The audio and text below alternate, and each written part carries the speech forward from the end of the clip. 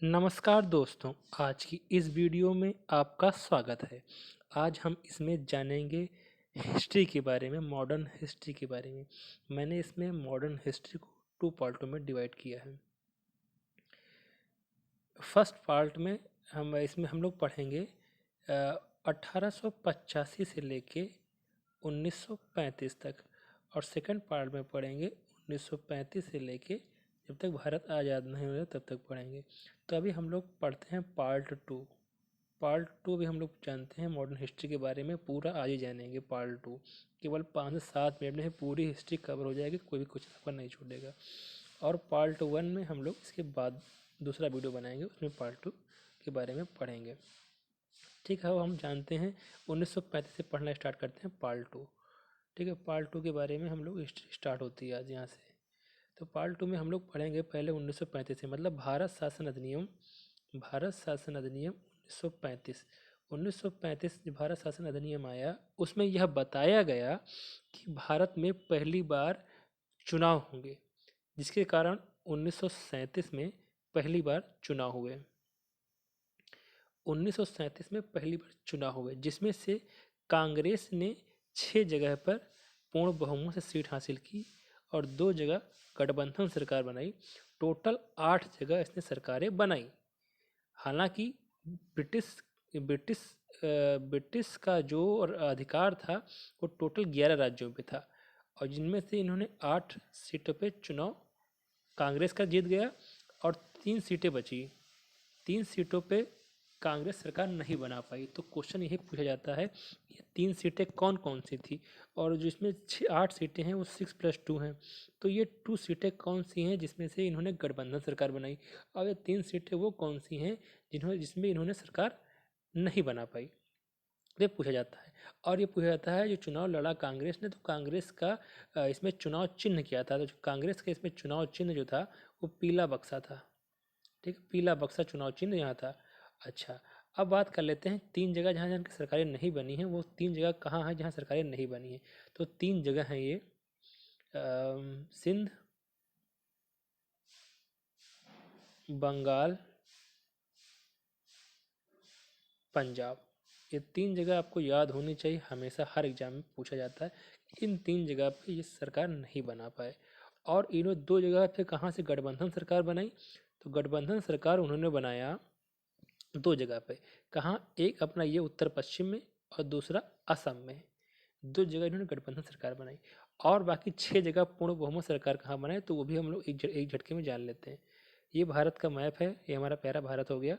यहाँ पे यूपी में सरकार बनाई, बिहार में बनाई, यहाँ पे बम्बई में बनाई, ये मद्रास में बनाई, ये उड़ीसा में बनाई। 1 2 3 4 5, ये मध्य प्रदेश में बनाई। 6 जगह सरकार बनाई। तो 6 जगह के प्रधानमंत्री पूछा जाता है कौन कौन से बने हैं। तो ये प्रधानमंत्री कन्फ्यूज मत होना, कारण का सीएम जो मुख्यमंत्री बोलते हैं उस समय प्रधानमंत्री बोलते थे। तो उत्तर प्रदेश में जो थे हमारे पंडित गोविंद बल्लभ पंत बने थे।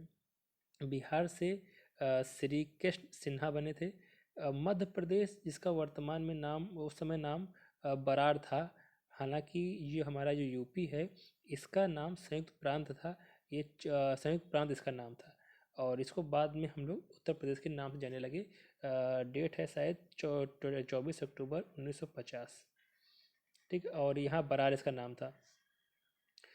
शायद इसमें मुझे कन्फ्यूज है, 40 अक्टूबर डाउट है, बाद में चेक करके बताता हूँ। और ये यहाँ पे हो गया आपका ये मध्य प्रदेश। मध्य प्रदेश में बरार, मध्य प्रदेश के बरार में जो है मुख्यमंत्री या प्रधानमंत्री उसमें बने थे बी एन खरे। कौन बने थे? बी एन खरे। ठीक है, और यहाँ उड़ीसा में बने थे बी एन दास। बी एन दास उड़ीसा में बने थे। बी एन दास उड़ीसा में बने थे। ठीक, बॉम्बे में बने थे बीजी खरे। और महाराष्ट्र में बने थे सी राजगोपालाचारी। तो ये प्रधानमंत्री बने थे। कुछ इंपॉर्टेंट चीज़ में और ये जानते हैं कि जो मध्य प्रदेश था, मध्य प्रदेश जो उस समय बरार नाम से जाना जाता था, इसके जो मैंने आपको बताया कि बी एन खरे थे। ये पूछा जाता है कि इनके इस्तीफे के बाद कौन बना था, तो श्री राम शुक्ल बने थे। श्री राम शुक्ल जो है इनके इस्तीफे के बाद जो है ये इसके मुख्यमंत्री बने थे। और यूपी की बात करते हैं, संयुक्त प्रांत नाम बात करते हैं, जिसकी स्थापना हुई थी 24 जनवरी 1950 को, 24 जनवरी 1950 को इसकी स्थापना हुई थी। तो अब बात करते हैं, हाँ, तो इसके यूपी में कौन मुख्यमंत्री था? तो पंडित गोविंद बल्लभ पंत थे। दो मंत्री के नाम और भी आप याद कर लिए जो हमेशा पूछा गया है एग्जाम में। दो मंत्री कौन कौन से? एक वित्त मंत्री रफ़ी अहमद किदवई थे, रफ़ी अहमद किदवई थे। और सेकंड मंत्री कानून मंत्री ये जिसको हम लोग न्याय मंत्री भी कहते हैं, वो कौन थे? तो ये हम जान लें, कानून मंत्री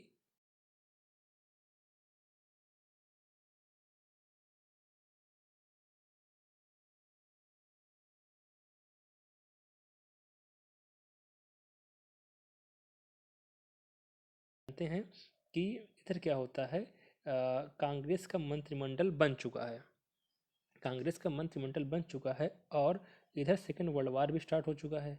अब 1 सितंबर 1939 को सेकेंड वर्ल्ड वार स्टार्ट हो चुका है, ठीक है। अब इस समय हमारे वहाँ जो वायसराय होते हैं वो लिन लिथगो होते हैं। कौन होते हैं? लिन लिथगो होते हैं। और लिन लिथगो के बारे में मैं आपको टाइम पीरियड इसका बता देता हूँ। इनका टाइम पीरियड 1936 से लेके 1943 था, ठीक है। ये टाइम पीरियड आपको याद रखना है। और जब तक हम 1943 तक बात करेंगे, 43 तक बात करेंगे, तो मैं ये नहीं बताऊंगा कि कौन वायसराय था। आपको जानना पड़ेगा कि ये लिन लिथगो वायसराय थे, ठीक है। ये लिन लिथगो हो गए। लिन लिथगो के बारे में केवल आपको 2 पॉइंट जानना है, क्योंकि ये ऐसा वायसराय था जिसका कार्यकाल सबसे लंबा था। सबसे लॉन्गेस्ट कार्यकाल जो था वो लिन लिथगो का था। ये आपको एक पॉइंट यहाँ से याद करना है। दूसरा पॉइंट ये याद करना है आपको कि इसने जो गांधी के आंदोलन को राजनैतिक फिरौती कहा है। ये कई एग्जामों में पूछा गया है। राजनीतिक फिरौती कहा है इन्होंने गांधी जी के आंदोलन को। तो 2 पॉइंट आपको याद रखना है इनसे, लिन लिथगो से, ठीक है। अब यहाँ से मैंने बताया आपको कि यहाँ से 1 सितंबर 1939 को सेकेंड वर्ल्ड वार स्टार्ट हो चुका है। लिन लिथगो ने बिना भारतीयों की परमिशन से, बिना कांग्रेस की परमिशन से भारतीयों को इसमें झोंकने का प्रयास किया, जिससे नाराज होकर कांग्रेस मंत्रिमंडल ने इस्तीफा दे दिया। और इस्तीफे की डेट आपको सब डेट, हर डेट जितनी मैं डेट बता रहा हूँ इंपॉर्टेंट डेट बता रहा हूँ। तो ये इन्होंने इस्तीफा दिया 22 अक्टूबर 1939 को इन्होंने इस्तीफा दे दिया। अब इसके इस्तीफे से इधर मुस्लिम लीग और अम्बेडकर ने मिलकर जो है अब 22 दिसंबर को 1939 को जो है इन्होंने धन्यवाद दिवस मनाया। धन्यवाद दिवस या मुक्त दिवस मनाया। दिन शुक्रवार था। ये कौन कौन मिलके बनाया है? ये मोहम्मदन लीग, मुस्लिम लीग और अम्बेडकर ने मिलके मुक्त दिवस, धन्यवाद दिवस मनाया। क्यों? क्योंकि इन्होंने यहाँ से इस्तीफा दे दिया है। अब क्या होता है, या 23 मार्च 1940 को लाहौर का अधिवेशन होता है। मुस्लिम लीग का एक अधिवेशन होता है लाहौर में 1940 में, 23 मार्च 1940 में होता है, जिसमें से जिसके अध्यक्ष जिन्ना होते हैं। और इसी में ही पाकिस्तान की मांग को सबसे पहले कहा गया कि एक पाकिस्तान होना चाहिए। तो ये आप 1940 में पाकिस्तान की मांग इन्होंने कर दी थी, पाकिस्तान ने, कि हम पाकिस्तान चाहते हैं, मुस्लिम लीगों ने, ठीक है। अब क्या होता है, सेकेंड वर्ल्ड वार इधर स्टार्ट हो चुका है। ब्रिटेन पे प्रेशर है, हारने की पोजीशन पे है, प्रेशर है भारतीयों को उसमें शामिल किया जाए। तो उधर से अगस्त प्रस्ताव आता है, क्योंकि अगस्त में आता है इसलिए इसका नाम अगस्त होता है। तो अगस्त 1940 में अगस्त प्रस्ताव आता है। अगस्त प्रस्ताव कहते हैं कि हम तुमको युद्ध के बाद तुमको हम मतलब डोमिनियन स्टेट का दर्जा देंगे। डोमिनियन स्टेट का मतलब होता है कि शासन में जनता की भागीदारी, मतलब पूर्ण तरह से शासन नहीं करेंगे, हम अपने ही शासन में आपको जॉब नौकरी देंगे, इस टाइप से। तो ये होगा डोमिनियन स्टेट की बात करेंगे। और हम युद्ध निर्माती संस्था का स्थापना करेंगे और ऐसा करेंगे वैसा करेंगे सब। मुझे मुस्लिम लीग के पास गया, उन्होंने कहा कि पाकिस्तान कहाँ है, पाकिस्तान नहीं है, इन्होंने अस्वीकार किया। कांग्रेस ने भी इसको अस्वीकार कर दिया। अब क्या होता है कि अब कांग्रेस के द्वारा एक मूवमेंट स्टार्ट किया जाता है, व्यक्तिगत सत्याग्रह। एक मूवमेंट स्टार्ट किया जाता है व्यक्तिगत सत्याग्रह, क्योंकि यह अक्टूबर, डेट आपको याद होनी चाहिए, अक्टूबर 1940 में स्टार्ट होता है, ठीक। ये व्यक्तिगत सत्याग्रह क्यों स्टार्ट होता है? क्योंकि अभी सविनय अवज्ञा आंदोलन जब हुआ था 1930 में, या फ्लैशबैक का मैं थोड़ा बता रहा हूँ आपको, 1930 में हुआ था, तो गांधी ने उसको बाद में स्थगित करके जो है सेकंड आरएलडीसी में भाग लेने चले गए थे कांग्रेस लोग। तो जनता ने सोचा कि जब इनका मन आता है ये स्टार्ट कर देते हैं और जब मन होता है बंद कर देते हैं। इसलिए वो थोड़ा सा इन्होंने सोचा कि अब जनता हमारे प्रति उतना वो अट्रैक्ट नहीं है, इसलिए इन्होंने एक व्यक्तिगत सत्याग्रह स्टार्ट किया। इसके पहले सत्यार्थी डॉक्टर विनोबा भावे थे। ठीक, ये कब स्टार्ट हुआ? ये अक्टूबर 1940 को स्टार्ट हुआ। ठीक, ये अक्टूबर 1940 को स्टार्ट हुआ है। एक मिनट। यह आंदोलन महाराष्ट्र के पवनार आश्रम से स्टार्ट हुआ था। इसके पहले सत्यार्थी मैंने आपको बता दिया कि आचार्य विनोबा भावे थे। इनकी गिरफ्तारी के बाद डॉक्टर जवाहरलाल नेहरू इनके नेक्स्ट सत्याग्रही बनते हैं। इनकी गिरफ्तारी के बाद सरोजिनी नायडू बनती हैं। लगभग 25,000 लोगों ने अपनी गिरफ्तारी दी। इसी में ही दिल्ली चलो का नारा दिया गया था। कौन सा नारा दिया गया था इसमें? दिल्ली चलो का नारा दिया गया। ठीक, अब क्या होता है जब ये मूवमेंट सक्सेस नहीं हुआ तो अब इधर से इन्होंने क्रिप्स मिशन आता है, क्योंकि प्रेशर ज़्यादा बन रहा था कि भैया इनको जो है शामिल किया जाए। तो क्रिप्स मिशन आता है 1942 में ही। तो क्रिप्स मिशन क्या कहता है? क्रिप्स मिशन जो अगस्त प्रस्ताव में जो बातें कही गई थी वही सब कहता है, वही टोटल ही बातें कहता है कि हम जो है आपको युद्ध समाप्त होने के बाद ऐसा करेंगे, युद्ध समाप्त होने के बाद ऐसा करेंगे, मतलब जो भी बातें होती हैं इनकी, तो ये सब बातें इनकी युद्ध की बात करेंगे। तो इसलिए इनको जो है डॉक्टर नेहरू ने इनको पोस्ट डेटेड, महात्मा गांधी ने इसको पोस्ट डेटेड चेक कहा है, क्योंकि भाई जो बातें 1940 में कही गई थी वही बातें तुम भी कह रहे हो, तो ये भी फेल हो गया था। हालांकि इसमें क्वेश्चन पूछा जाता है, जो क्रिप्स मिशन आया था, क्रिप्स मिशन में जो कांग्रेस की तरफ से आधिकारिक वार्ताकार कौन था? तो उस समय JL नेहरू और मौलाना आज़ाद ये दोनों जो थे एक कांग्रेस के आधिकारिक वार्ता थे, बात करने की तरफ से क्रिप्स मिशन से बात करने के लिए आए थे। जब ये मिशन ही फेल हो जाता है तो अब ये जो है कांग्रेस की तरफ से एक मूवमेंट स्टार्ट किया जाता है, भारत छोड़ो आंदोलन। भारत छोड़ो आंदोलन, क्विट इंडिया मूवमेंट 1942 में स्टार्ट होता है। इसको मतलब ये क्योंकि अगस्त में स्टार्ट हुआ था इसलिए इसको अगस्त क्रांति भी कहते हैं। तो ये मूवमेंट स्टार्ट हुआ क्योंकि 1942 में।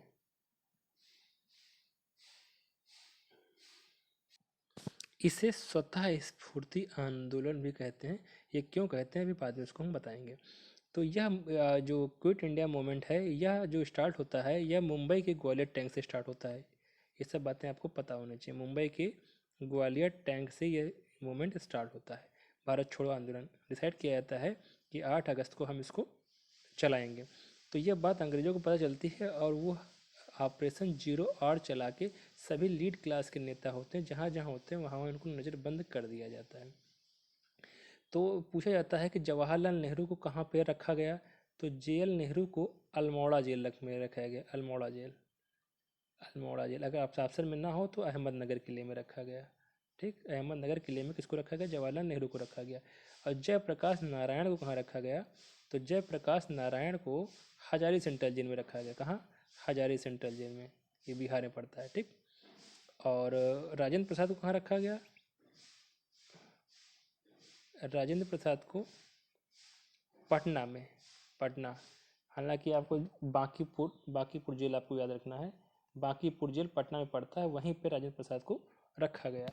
और महात्मा गांधी को सरोजिनी नायडू के साथ आगा खां पैलेस में रखा गया। कहाँ? आगा खां पैलेस में रखा गया। ठीक है, क्योंकि इन सबको पता था कि सब लीड क्लास के नेता गिरफ्तार हो जाएंगे। गांधी जी पहले इसको भाप चुके थे, इसलिए इसमें जनता ने बढ़ चढ़ के भाग लिया। हालांकि कोई बड़ा लीड क्लास का नेता नहीं था, फिर भी जनता ने इसमें अपने मन से भाग लिया, बढ़ चढ़ के भाग लिया। इसीलिए इसको स्वतः स्फूर्ति आंदोलन में कहते हैं। अभी भी हमारे जो वायसराय हैं वो लिन लिथगो हैं, क्योंकि मैंने आपको टाइम पीरियड शुरू में बता दिया था कि इनका टाइम पीरियड 1936 से लेके 1943 तक है, क्योंकि अभी हम लोग 42 पे हैं। तो ये अभी मोमेंट में चल रहा है और लिन लिथगो इस समय है। तो अब इसमें क्या हुआ? अब भारत छोड़ो आंदोलन में और क्या बातें हुई जो पूछी जाती हैं वो जानते हैं। तो भारत छोड़ो आंदोलन में जो जितने भी जनता थी उन्होंने अपने जो लीड क्लास के जो वहाँ के जो आदमी थे, नेता थे, वो अपना अपना स्टार्ट कर रहे थे उसी एरिया से। तो वहाँ पे कुछ लोग जैसे कि जो महाराष्ट्र में रहते हैं, सतारा में रहते हैं और बलिया में रहते हैं, कुछ लोग हैं जिसे बलिया वाला है, ये बलिया वाले लोग हैं। तो इन्होंने यहाँ से अंग्रेज़ों को सबको भगा दिया। तो इन्होंने यहाँ पे अपनी एक सरकार बना ली, मतलब समांतर सरकारें बना ली उस समय। तो मतलब समांतर सरकार का मतलब होता है कि यहाँ पे उनका राज होगा, उन्होंने अंग्रेजों को यहाँ से भगा दिया, अब वो अपने कानून व्यवस्था चला रहे हैं। तो समांतर सरकारें कहाँ कहाँ बनी हैं ये भी पूछा जाता है। तो बलिया में बनी थी समांतर सरकार, ठीक है। और उसके बाद तामलुक में बनी थी। तामलुक कहाँ पड़ता है? ये बंगाल में। तामलुक, ये तामलुक कहाँ है? तामलुक बंगाल में, मिदनापुर जिले में, ठीक। और सतारा में सरकार बनी थी, सतारा में। तीन जगह समांतर सर, तीन जगह नहीं बनी थी, बनी तो कई जगह थी, लेकिन जो पूछा जाता है वो 3 से 4 ये पूछा जाता है। तो आपको बलिया याद होना चाहिए, बलिया में सरकार बनी थी। और ये आपका तामलुक मिदनापुर जिले में पड़ता है, तामलुक बंगाल में, ठीक है। इसको हम लोग कभी कभी ऑप्शन में कंफ्यूज करने के लिए जाति सरकार भी देता है, चाहे कहे तामलुक सरकार, जाति सरकार, मिदनापुर जिले, बंगाल में बनी, ठीक। और ये आपका सतारा महाराष्ट्र में। तीन जगह समांतर सरकारें बनी। और दो जगह और जान लेते हैं जो पूछा जाता है। एक ये उड़ीसा में, उड़ीसा के तलचर में कुछ समय के लिए सरकार बनी। और एक कर्नाटक में, यहाँ धारवाड़ में भी सरकार बनी थी। मतलब जो बहुत इंपॉर्टेंट है, मैंने 5 बता दिए, इन्हीं इन्हीं हमेशा पूछा जाता है। तो यहाँ यहाँ सरकारें बनी, जो है समांतर सरकारें बनी, ठीक है। अब ये थोड़ा सा ये भी जान लेते हैं कि इनकी सरकार, जो बलिया में जो सरकार बनी वो 2 सप्ताह के लिए बनी। कितनी? 2 सप्ताह के लिए। और जो तामलुक में सरकार बनी वह 2 साल के लिए बनी। और जो सतारा में बना वह 3 साल के लिए, मतलब 2 सप्ताह, 2 साल, 3 साल। बलिया, तामलुक, सतारा, याद हो गया। तो ये 3 जगह जो है इनके समांतर सरकारें बनी थी, ठीक है। और इस समय गांधी जी के साथ एक अमेरिकी पत्रकार था, उसका नाम हमेशा पूछा जाता है, कौन अमेरिकी पत्रकार था जो भारत छोड़ो आंदोलन के साथ गांधी जी के साथ में रहा? उसका नाम है लुई फिशर। ये कैसा पत्रकार था? ये अमेरिकी पत्रकार था, ठीक। अब आपको इसी के साथ में एक चीज़ और को बता देता हूँ कि जब सविनय अवज्ञा आंदोलन चला था, सविनय अवज्ञा आंदोलन, उस समय भी इनके साथ में एक अमेरिकी ही पत्रकार था, उसका नाम आपको सुना होगा आपने, वेव मिलर था। तो ये दोनों पॉइंट आपको याद रखने हैं कि अमेरिकी पत्रकार दोनों जगह पे था। संयुक्त जो सविनय अवज्ञा आंदोलन था उस समय वेव मिलर थे, और जो भारत छोड़ो आंदोलन था उस समय लुई फिशर थे। तो लुई फिशर इसलिए इम्पोर्टेंट आपका ये और भी हो जाता है क्योंकि लुई फिशर एक ऐसा आदमी था जिसने गांधी की जीवनी लिखी, मतलब उसको गांधी का जीवनीकार कहा जाता है लुई फिशर में, ठीक। तो आपकी 2 बातें आपने याद रखें। और इसमें एक लास्ट पॉइंट ये है कि भारत छोड़ो आंदोलन में कि सबसे ज़्यादा दंगे कहाँ हुए? सबसे ज़्यादा दंगे इस समय हुए थे वो बिहार और यूपी, जिसको संयुक्त प्रांत भी कहते हैं, ये 2 जगह पे सबसे ज़्यादा आंदोलन हुए थे, ठीक है। अब हम लोग और यहाँ पे भारत छोड़ो आंदोलन में ही कुछ पॉइंटें हैं, जैसे कि यह जो आंदोलन था, हालांकि हम जानते हैं कि इस आंदोलन में गांधी जी ने डू और डाई का नारा दिया था, करो या मरो का नारा दिया गया था। फिर भी ये इस आंदोलन को हम लोग अहिंसक कहते हैं। पूछा जाएगा कि अहिंसक आंदोलन कौन सा था, तो अहिंसक आंदोलन जो है भारत छोड़ो आंदोलन ही था। इसमें हिंसा नहीं की गई है। मतलब हालांकि गांधी ने नारा दिया, लेकिन हम लोग जो ऑफिशियली पढ़ेंगे इसमें अहिंसा किया गया। मतलब गांधी जी ने इसमें कह दिया था कि कुछ भी हमको, मतलब कुछ भी हम त्याग नहीं करेंगे, मतलब सरकारी नौकरी, अपना पद नहीं छोड़ेंगे, सैनिक अपना कार्य करते रहेंगे, छात्र पढ़ाई नहीं छोड़ेंगे, और वकील वकालत नहीं छोड़ेंगे, सब अपना काम करते रहेंगे। मतलब वहाँ विरोध करेंगे अपना, ठीक है, काम अपना सब करते रहेंगे। जैसे कि असहयोग आंदोलन में अगर हम आपको बता दें इसी के साथ में, असहयोग मतलब मतलब होता है नहीं, क्योंकि सत्य का अपोजिट होता है असत्य। मतलब होता है नहीं। तो असहयोग आंदोलन में कहा गया था हम कुछ नहीं करेंगे, मतलब ये सब जितने काम यहाँ हो रहे हैं कुछ नहीं, वकील वकालत नहीं जाएंगे, पढ़े स्टूडेंट स्कूल नहीं जाएंगे, सरकारी कर्मचारी ऑफिस नहीं जाएंगे, सैनिक काम नहीं करेंगे, सब कुछ का बहिष्कार किया था। जबकि भारत छोड़ो आंदोलन में ऐसा कुछ भी नहीं था, सब काम अपना अपना करेंगे। तो ये इसमें आपको बता दिया मैंने कि इसमें पत्रकार कौन था जिन्होंने गांधी जी की जीवनी लिखी भी, मैंने आपको बता दिया। और मैं आपको बताना चाहता हूँ कि कौन कौन सी ऐसी पार्टियाँ थीं जिन्होंने क्विट इंडिया मूवमेंट में गांधी का जो है इनका विरोध किया। कौन कौन सी पार्टियाँ हैं जो इनका विरोध किया है, पूछा गया क्वेश्चन। तो उसमें हिंदू महासभा पार्टी है जिसने इसका विरोध किया, हिंदू महासभा। दूसरी है कम्युनिस्ट पार्टी ऑफ इंडिया, और थर्ड है यूनिस्टिक पार्टी ऑफ पंजाब। 3 पार्टियां थी जिन्होंने इनका विरोध किया था भारत छोड़ो आंदोलन का। तो ठीक है, इसी में गांधी जी ने भारत जो है अंग्रेज भारत छोड़ो का नारा दिया था। ठीक है, सब समझ में आ गया। अच्छा, यह आंदोलन को प्रारंभ करने के लिए ऑफिशियली किसमें डिसाइड किया गया कि हम भारत छोड़ो आंदोलन स्टार्ट करेंगे, तो वह कांग्रेस का वर्धा अधिवेशन था। अधिवेशन हुआ था 6 जुलाई 6 जुलाई 1942 को इसका वर्धा अधिवेशन हुआ था, जिसके अध्यक्ष अबुल कलाम आज़ाद थे। इसी में ही भारत छोड़ो पास किया गया था, भारत छोड़ो आंदोलन का मूवमेंट। तो आपको मैंने पूरा उसके बारे में, पूरी भारत छोड़ो आंदोलन के बारे में पूरी कहानी बता दिया है। और इस समय जो अंग्रेज का सेनापति था वो वेबल था, जो इसके बाद जो 43 के बाद यही जो है वायसराय बनता है, जो यहाँ पे सेनापति की भूमिका में होता है। ठीक है, और ये मैंने आपको बता दिया। आप इसमें जो है 1942 आपका ख़त्म हो गया। और उधर देश दुनिया में क्या हो रहा है कि इधर सुभाष चंद्र बोस इंडिया से जाके ये यूरोप चले जाते हैं, और वहाँ पे जर्मनी के जो हिटलर है वहाँ उससे मिलते हैं, तानाशाह से। तो उससे कहते हैं कि साहब हमको सरकारें बनानी है, सेना बनानी है। बताते हैं पूरी अपनी कहानी। कहते हैं ठीक है सेना बना लो। तो वहाँ से कुछ आदमी इकट्ठा करते हैं, अफ्रीका आते हैं, उससे कुछ आदमी इकट्ठा करते हैं। तो 1942 में वो आज़ाद हिंद फौज का गठन करते हैं, जिसकी ऑफिशियली घोषणा वो 31 अक्टूबर 1943 को करते हैं। तो ये डेट कई बार पूछा गया है, 21 अक्टूबर 1943 को इसकी ऑफिशियल घोषणा करते हैं। हालांकि बाद में जो है रास बिहारी घोष इसको जो है हैंड ओवर करते हैं सुभाष चंद्र बोस को यहाँ सिंगापुर में। लेकिन सब हो जाता है। उसके बाद इनके जो कुछ लोगों को गिरफ्तार कर लिया जाता है, और उन पर 1945 में मुकदमा चलाया जाता है दिल्ली के लाल किले के ऊपर से। तो मैंने बात बता दिया। ठीक है, अब बात करते हैं कि इनके बीच में गतिरोध हो गया। क्योंकि इनके बीच में मुस्लिम लीग और कांग्रेस के बीच में जो संवैधानिक गतिरोध था, तो इनको दूर करने के लिए सी राजगोपालाचारी आए। उन्होंने अपना एक फार्मूला दिया 1944 में। तो इस समय मैंने आपको बताया कि इस समय 1944 चल रहा है। तो इस समय जो तुम्हारे वेबल आ गए हैं, वायसराय वेबल हैं 1944 से 1947 तक का। अब हम ये जान लें कि जो ये तुम्हारा सी राजगोपालाचारी था, इन्होंने क्या कहा इसमें, ये फार्मूला क्या था, ये फार्मूला भी आखिरकार क्यों फेल हो गया, इसके बारे में जान लें। क्योंकि सी राजगोपालाचारी ने कहा था कि अभी वर्ल्ड वार चल रहा है, जब वर्ल्ड वार ख़त्म हो जाएगा तब तब क्या होगा, तब जब भारत है में जहाँ जहाँ मुस्लिम की बहुमत है या मुस्लिम मेजॉरिटी में रहते हैं, तो वहाँ पे बहुमत कराया जाए। मतलब कि जहाँ जहाँ मुस्लिम बाहुल एरिया है वहाँ वहाँ बहुमत कराया जाए, जनमत संग्रह कराया जाए, और उनसे पूछा जाए कि वो पाकिस्तान चाहते हैं। तो इन्होंने पाकिस्तान जो मुस्लिम लीग है उन्होंने इसको मना कर दिया। क्यों मना कर दिया? क्योंकि इन्होंने कहा कि जो मुस्लिम बाहुल्य एरिया है उस एरिया में हिंदू भी रहते हैं, तो वोट तो सब करेंगे जनमत संग्रह में। तो वो चाहते थे हिंदू वोट ना करें। तो एक पॉइंट यहाँ से फेल हो गया। और दूसरा फार्मूला सीआर फार्मूला था।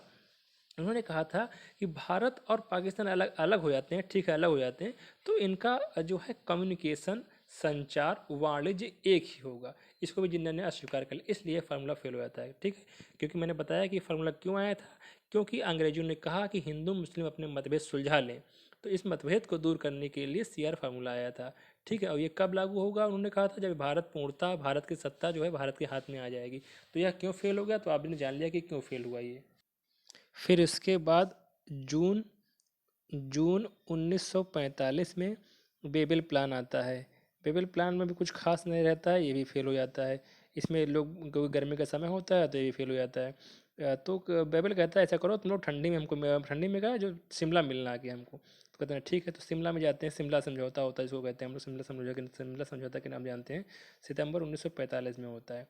इसमें भी जो है कहते हैं कि अपने हिसाब से डिसाइड कर लो कि हिंदू मुस्लिम में कि समझौता कर लो, उसके बाद हम आप कुछ कर सकते हैं तुम लोगों के बीच में। तो ये कहाँ होने वाला था, तो ये भी फेल हो जाता है। उसके बाद क्या होता है, सबसे इम्पोर्टेंट घटना जो भारत की आज़ादी में सबसे बड़ा रोल था उसका, शाही नौसेना का विद्रोह। शाही नौसेना का विद्रोह की आपको डेट याद होनी चाहिए। शाही नौसेना का जो विद्रोह हुआ था वो 18 फरवरी 1946 को हुआ था। इस सेना ने विद्रोह क्यों किया? क्योंकि सेना को उनकी अंग्रेज़ों के मुकाबले वो सम्मान नहीं मिल रहा था, और दूसरी बात उनको वो पैसा भी नहीं मिल रहा था, काम ज़्यादा ले रहे थे, प्रताड़ित प्रताड़ित कर रहे थे। और उनका धर्म से भी इनका संबंधित था कि आप जो है आप टीका नहीं लगा सकते हो, आप ऐसा नहीं कर सकते हो। तो मतलब जो धर्म के संबंधित उनकी बातें थी वो भी उन लोग नहीं मान रहे थे। तो ये इसलिए शाही नौसेना का विद्रोह स्टार्ट हुआ, बहुत भयंकर विद्रोह था ये। तो इसके बाद शाही नौसेना का जब विद्रोह हुआ तब इन्होंने देखा, ब्रिटेन वालों ने देखा कि भाई इनको अब तो हमको आज़ाद करना ही पड़ेगा, बहुत खतरनाक मोमेंट हो चुका है। उस समय जो है ये सब देख के जो है जो इस समय पार्टी आ गई है, क्योंकि उसमें ब्रिटेन में जब सेकंड वर्ल्ड वार चल रहा था उधर, तो ब्रिटेन में चुनाव हो रहे थे, चर्चिल वर्सेस क्लेमेंट एटली। तो जो चर्चिल था वो भारत विरोधी था, और जो क्लेमेंट एटली थे ये भारत का समर्थन करते थे। तो इस समय जो है चुनाव हो चुका है, क्लेमेंट एटली प्रधानमंत्री बन चुके हैं। तो वो अपनी कैबिनेट से जो है 3 सदस्यों को भेजते हैं, जिसको हम लोग कैबिनेट सुझाव कहते हैं। तो सॉरी, जो 1945-46 में आता है वो कैबिनेट व्यवस्था आती है। सॉरी, याद नहीं आ रहा, एक मिनट। कैबिनेट मिशन 1946 में आता है। तो कैबिनेट मिशन 1946 जो आता है उसमें जो है वो उनके कैबिनेट के सदस्य होते हैं। किनके कैबिनेट के सदस्य होते हैं? ये जो है क्लीमेंट एटली के, जो वहाँ के प्रधानमंत्री बन चुके हैं, जो भारत का समर्थन करते हैं। तो वो क्लीमेंट एटली बन चुके, उन्होंने अपने कैबिनेट के 3 सदस्य को भेजा था, पैथिक लॉरेंस, एवी अलेक्जेंडर और स्टेफन क्रिप्स को। तो ये कैबिनेट के जो है यहाँ पे जो क्रिप्स मिशन आया था वहाँ पे 3 लोग थे। वहाँ जो है क्रिप्स अध्यक्ष था, यहाँ पैथिक लॉरेंस अध्यक्ष होते हैं। ठीक है, ये अंतर होता है, बाकी 3 वही होते हैं। तो कैबिनेट मिशन आया, कैबिनेट मिशन ने क्या क्या सिफारिशें दी, बहुत इंपॉर्टेंट है। तो कैबिनेट मिशन की हम लोग सिफारिशों को जानते हैं, क्या क्या इन्होंने कहा कैबिनेट मिशन ने। तो कैबिनेट मिशन ने हम 3 या 4 पॉइंट जो इंपॉर्टेंट है वो जानेंगे। कब आया था, डेट ऑफ बर्थ आपको बता चुका हूँ कि 24 मार्च और 1946 को ये आया था। हालांकि 23 मार्च 1940 डेट आपको याद होगी, जब मुस्लिम लीग का लाहौर अधिवेशन हुआ था, पाकिस्तान की मांग स्वीकार की गई थी, उसके अध्यक्ष जिन्ना थे। तो 23 मार्च था, 24 मार्च को कैबिनेट मिशन आता है 1946 में। इनकी जो है क्या क्या बातें कही गई थी, कुछ इंपॉर्टेंट बातें वो जान लेते हैं। कैबिनेट मिशन ने जो सबसे इम्पोर्टेंट बात कही, उन्होंने कहा कि पाकिस्तान नहीं होना चाहिए। उन्होंने कहा पाकिस्तान नहीं होना चाहिए, पाकिस्तान की मांग को उन्होंने अस्वीकार कर दिया। ठीक। और दूसरा इन्होंने कहा कि एक संविधान सभा होनी चाहिए, संविधान सभा होनी चाहिए, और जिसके तहत मतलब अंतरिम सरकार का गठन किया जाए, अंतरिम सरकार का गठन किया जाए, जो 2 सितंबर 1946 में गठित होती है।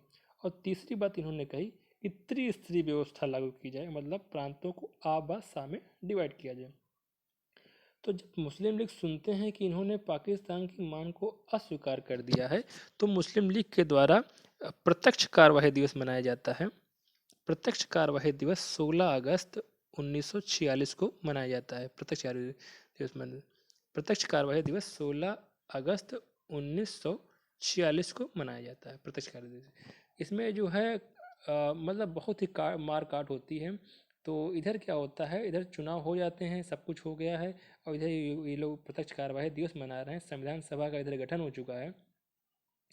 389 सीट पे चुनाव हो गए, सीटों पे चुनाव होने वाले थे, जिसमें से संविधान सभा चुन ली गई है। अब इसके बारे में हम लोग बाद में कभी बात कर लेंगे पूरा इसके बारे में, कितनी सीटों पे चुनाव हुआ, कहाँ कहाँ हुआ, कहाँ कहाँ नहीं हुआ, कितनी जगह सरकारें बनी, महिलाएं कितनी थी, सिख कितने थे, मुस्लिम कितने थे।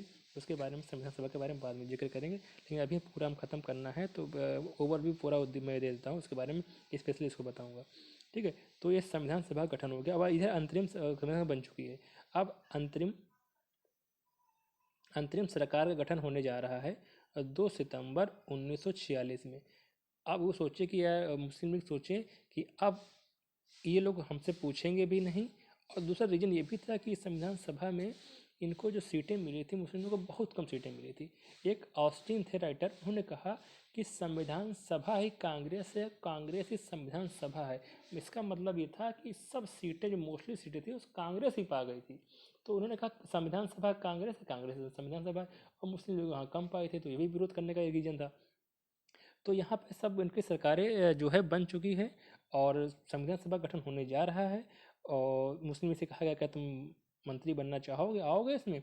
तो उन्होंने मन तो था कि हाँ शामिल हो जाए, लेकिन वो जो है कहें कि ठीक है शामिल होते हैं। तो उन्होंने कहा कि जो बड़े बड़े पद हैं, अच्छे अच्छे पद हैं, उसमें हमको दिए जाएँ। तो जो बड़े बड़े पद होते हैं मुस्लिम लीग ले लेते हैं। तो लगभग 11 मंत्री बनते हैं, 11 में से 5 मुस्लिम लीग के मंत्री होते हैं। जो बड़े बड़े पद होते हैं वो आप देख लीजिएगा, जैसे कि तुम्हारे वित्त मंत्री, रेलवे मंत्री और आसिफ अली, तो इस तरह के अच्छे अच्छे पद होते हैं। तो ये बन जाते हैं टोटल, इसमें मंत्री बन जाते हैं। और इस तरह जब ये यहाँ शामिल हो जाते हैं, ये सोचते हैं कम से कम इसी ही में चल रहे हैं, इसी में है ना। पता चला कि अंदर संसद में कांग्रेस पहुंच गई, अपने अकॉर्डिंग कानून बना रहे, हम कुछ कर भी नहीं पाएंगे, इसलिए ये और भी शामिल हो गए इसके अंदर। ठीक है, हम कम से कम वहाँ जाकर इनका विरोध ही करेंगे जल के। तो ये चल गए, इसमें जो है वायसराय हमारे बेबेल चल रहे हैं। ठीक, अब माउंट बेटन आते हैं, क्योंकि जो इसमें प्रत्यक्ष कार्रवाई थी इतना भयंकर मनाया गया। तो उन्होंने माउंट बेटन ज़रा देखने के लिए कि चेक करता है कि देखो जाके वहाँ पे सब सही है, कोशिश करना कि ना हो डिवीज़न। लेकिन माउंट बेटन आता है, दोनों से बात करता है, ये महात्मा गांधी से भी, महात्मा गांधी से भी और जिन्ना से भी। तो जिन्ना से जो बात करता है तो कहता है कि यार इसको हमको डिवाइड करना ही पड़ेगा, अब कोई ऑप्शन ही नहीं है। मतलब जिन्ना को सुनने के लिए तैयार ही नहीं है। जिन्ना को हमने इतनी बातें बताई, वो सुने, वो हमेशा पाकिस्तान की रेट लगाए, पाकिस्तान पाकिस्तान।